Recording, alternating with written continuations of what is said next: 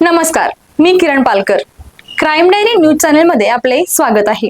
पाहूयात आजच्या ताज्या बातम्या. कोल्हापूर जिल्ह्यातील करवीर पोलिसांनी गर्भलिंग निदान आणि बेकायदेशीर गर्भपात करणाऱ्या टोळी विरोधात मोठी कारवाई केली आहे. या प्रकरणात तब्बल 11 आरोपींवर मोका अंतर्गत गुन्हा दाखल करण्यात आला आहे.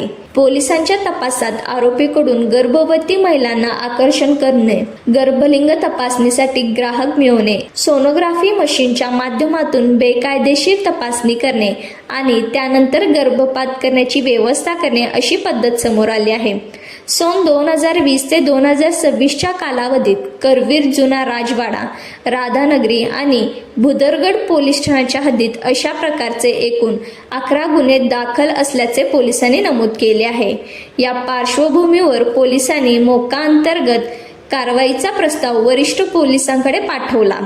प्रस्तावाची छाननी केल्यानंतर कोल्हापूर परिक्षेत्राचे विशेष पोलीस महानिरीक्षक रंजन कुमार शर्मा यांनी मोका अंतर्गत कारवाईचे आदेश दिले.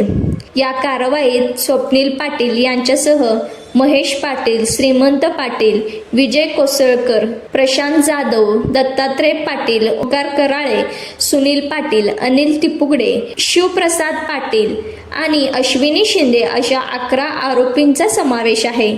सदरची कारवाई कोल्हापूर परिक्षेत्राचे विशेष पोलीस महानिरीक्षक श्री रंजन कुमार शर्मा सो, कोल्हापूर जिल्ह्याचे पोलीस अधीक्षक श्री निलोत्पर, अप्पर पोलीस अधीक्षक अण्णासाहेब जाधव, करवीर विभागाचे पोलीस अधिकारी अप्पासो पवार, स्थानिक गुन्हे शाखेचे पोलीस निरीक्षक सुशांत चव्हाण, करवीर पोलीस ठाण्याचे पोलीस निरीक्षक रवींद्र कळमकर, सहाय्यक फौजदार राहुल देसाई, पोलीस कॉन्स्टेबल अविनाश कोळेकर व यांच्या पथकाने तसेच स्थानिक गुन्हे अन्वेषण शाखेचे सहाय्यक फौजदार सचिन पाटील यांनी केली आहे. पोलिसांच्या या कारवाईमुळे बेकायदेशीर गर्भलिंग निदान आणि गर्भपाताच्या प्रकरणांना आळा बसण्याची अपेक्षा व्यक्त केली जात आहे.